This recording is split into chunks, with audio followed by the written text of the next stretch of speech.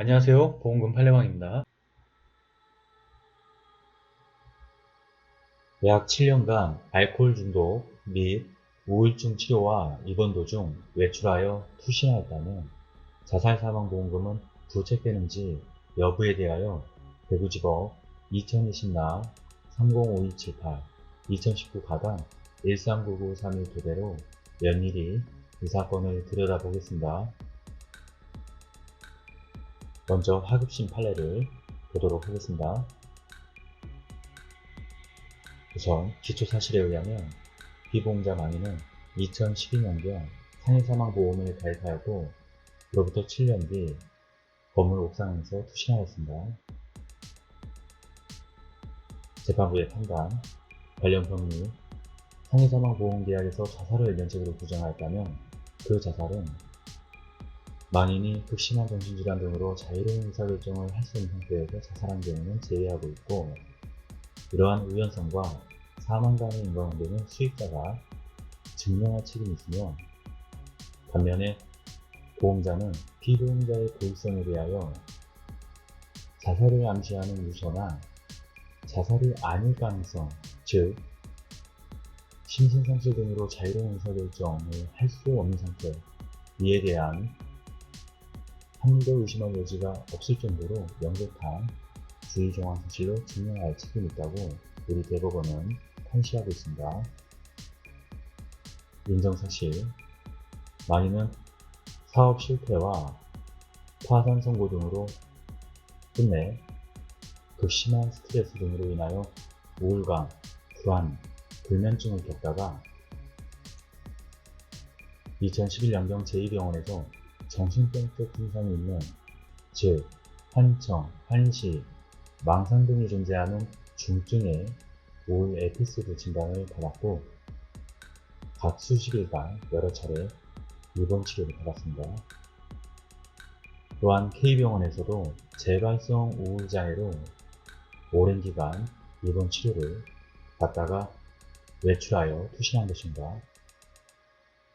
K병원 최종 진단서에 의하면 망인은 우울 증상이 심해 6개월 이상 지속적인 치료와 집중적인 관찰이 필요한 상태라고 표시되어 있으며,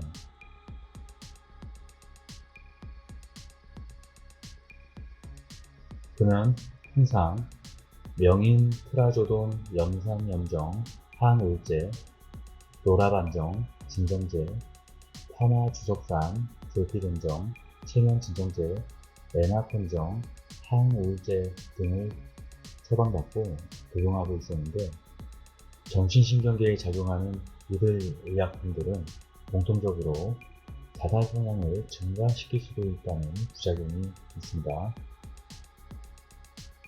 그는 사망할 무렵 자살 암시에 유언을 하기도 하였습니다. 쟁점, 자유로운 의사결정을 할 수 없는 상태였는지 여부.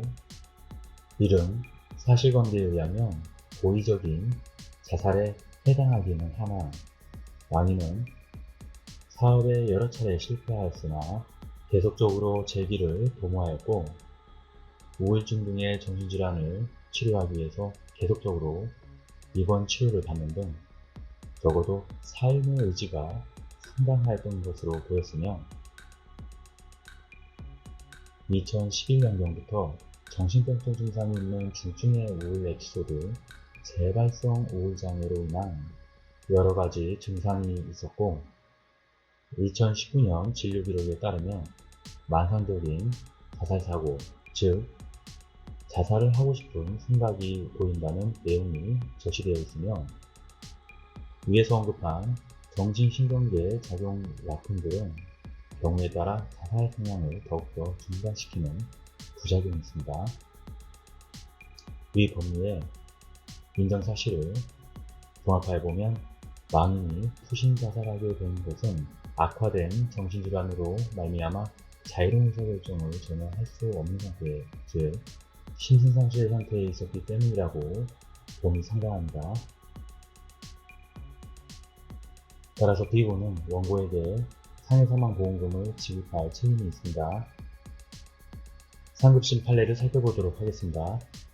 대구지법 2020나 305278 피고의 항소기각 추가 판단.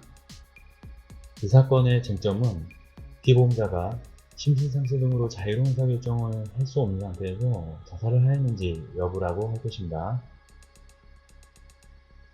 판단. 아래 사정에 따르면 만인은 극심한 우울증과 알코올 중독증으로 인하여 자유로운 의사결정을 할 수 없는 상태에서 자신의 목숨을 끊었다고 봄이 상당합니다. 첫 번째, 통상 정신질환 환자가 심신상실 등으로 자유로운 의사결정을 할 수 없는 상태에 놓인 경우는 첫 번째, 조현병 등 한청이나 망상 등의 정신병적 증상이 있거나 두 번째, 우울증이 심각하여 인지왜곡이 있거나 세 번째, 알코올이나 약물 등에 의하여 판단 능력에 장애가 생긴 경우를 의미하는데 두 번째, 만인은 K병원 의무기록에 따르면 만성적인 우울증과 알코올 의존 증후군을 앓고 있었고 우울증이 심하여 인지왜곡이 심하며 알코올 중독으로 인하여 의사결정 능력에 장애가 생길 위험이 있다고 적시되어 있으며 세 번째, 그 진료기록에는 열등감으로 인해 편집증적인 면이 강하다라고 적시되어 있고 네 번째, 만인의 자살 당시 일련의 행위를 들여다보면 적어도 구체적인 계획하에 자살을 실행하였다고 보기는 어렵습니다. 다섯 번째, 그러므로 만인의 경우 심각한 우울증과 알코올 중독증이 장기간 지속되면서 반복되는 입원 치료에도 전혀 증상이 차도가 없으며 이러한 치료 저항성인 만성적인 심한 우울증은 심각한 인지왜곡을 초래하므로 만인의 경우 자살 당시 판단 능력에 심각한 손상이 있었다고 보입니다. 다음 쟁점은 피고 주장에 대한 판단입니다. 첫 번째, 주치의가 만인에게 외출을 허락한 것은 만인이 외출로 인하여 우울증 증상이 호전되는 데 도움이 될 것으로 기대하였기 때문이고 만인이 극심한 우울증이 호전되었거나 의사결정 능력의 정상이기 때문에 그렇게 한 것이 아니라고 회신하였고 두 번째, 우울증 환자의 인지장애로 인한 자살충동으로 인한 자살사고의 발생은 미리 예측할 수 없는 점 등을 비추어 피고가 주장하는 사정 등만으로는 만인이 자살 당시 의사결정 능력과 통제 능력을 유지하고 자살을 결행하였다고 보기는 어렵고 달리 인정할 증거는 없습니다.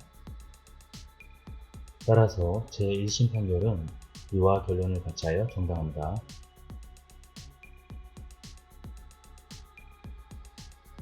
알코올 의존증 및 우울증의 자살 관련 사례 내용은 다음과 같습니다. 마치겠습니다. 끝까지 시청해주신 점 고맙습니다.